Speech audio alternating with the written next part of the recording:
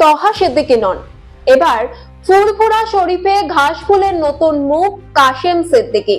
প্রশ্ন উঠছে, 2026-এর ভোটে সংখ্যালঘু ভোট ব্যাংক ধরে রাখতে কি ঠাকুরনগর মডেল খেলতে চলেছেন তৃণমূল?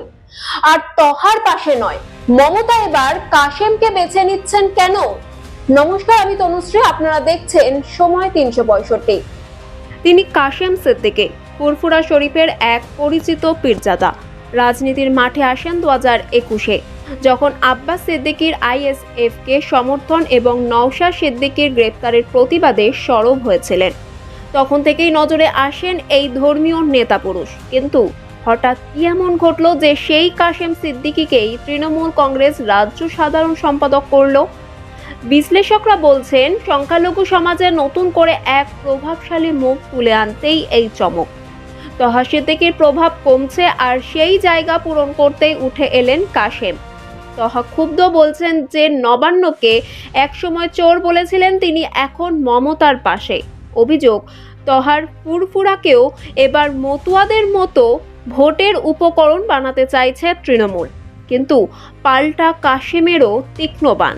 ফুরফুরায় কোনো সমস্যা নেই, সমস্যা একজনকে ঘিরেই, যিনি সবসময় চিৎকার করেন আর কালো চশমা পরে থাকেন, তাই হয়তো কিছু দেখেন না। এ এক স্পষ্ট বার্তা। ফুরফুরা শরীফে এবার কাশেম বনাম তহার যুদ্ধ শুরু। কে জিতবে, কে হারবে?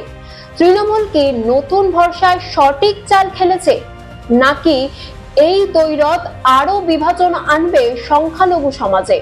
2026-এর বিধানসভা ভোট যত এগোচ্ছে, মুসলিম ভোট নিয়ে রাজনৈতিক তৎপরতা ততই বাড়ছে। আইএসএফ এর ধাক্কা ভুলে এবার আগে ভাগেই গুছিয়ে নিচ্ছে তৃণমূল, আর কাশেম সিদ্দিকী হয়ে উঠছেন সেই ভোট ব্যাংক রক্ষার নতুন খুঁটে। তহার কণ্ঠে রাগ, কাশেমের মুখে ঠান্ডা খোঁচা। ফুরফুরা রাজনীতিতে এবার নতুন মোড়। এটা কি কেবল পদবীর লড়াই, নাকি সংখ্যালঘু রাজনীতির আসল শক্তির মঞ্চ বদল? উত্তর অবশ্যই সময় দেবে, কারণ সময় কথা বলে।